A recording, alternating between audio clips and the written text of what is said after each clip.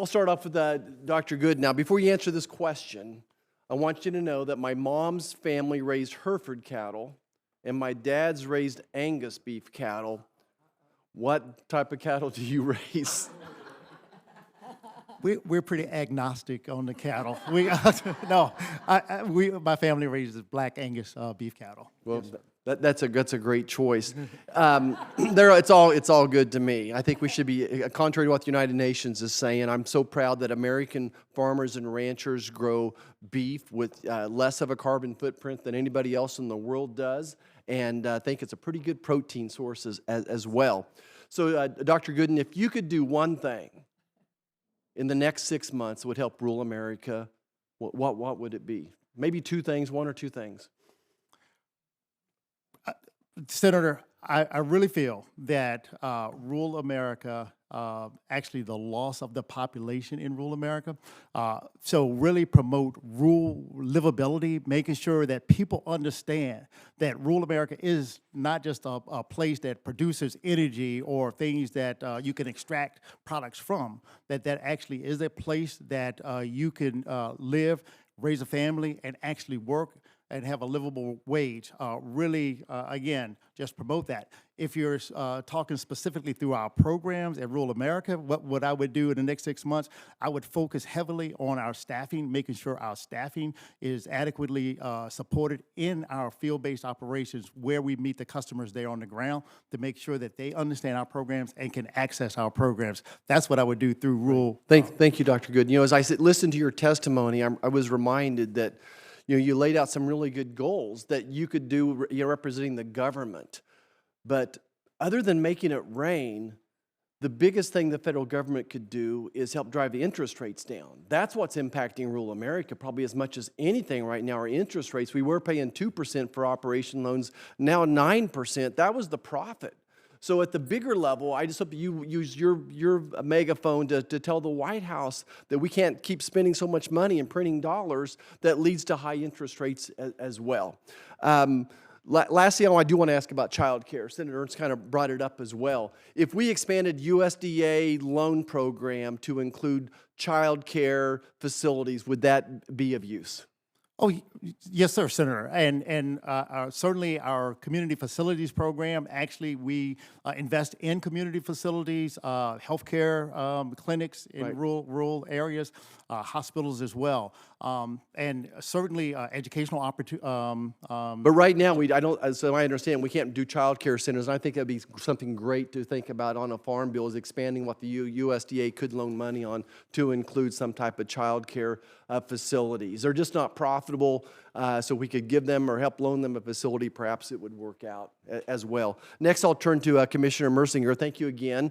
And I'm going to start, your children came with you. I'm going to pass on some advice to your children, okay? Now listen to this. Mark Twain said, "When I was 15, my dad was the dumbest man I'd ever met." But by the time he turned 23, he'd learned a lot.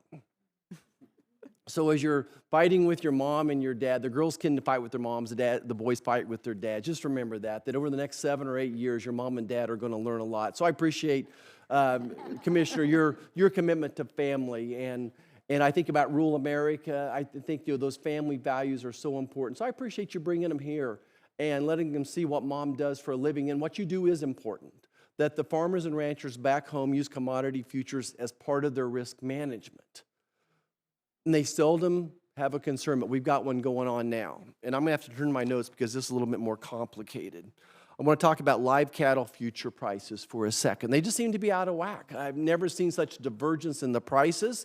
And we do use these. Our feedlots, 25% of the beef in the country comes through our feedlots in southwest Kansas as well. So the swing in prices is damaging to producers.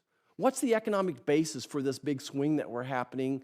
And heaven forbid, is there any type of evidence of market manipulation going on here? Is there any chance that there's market manipulation going on? It just doesn't make sense to us.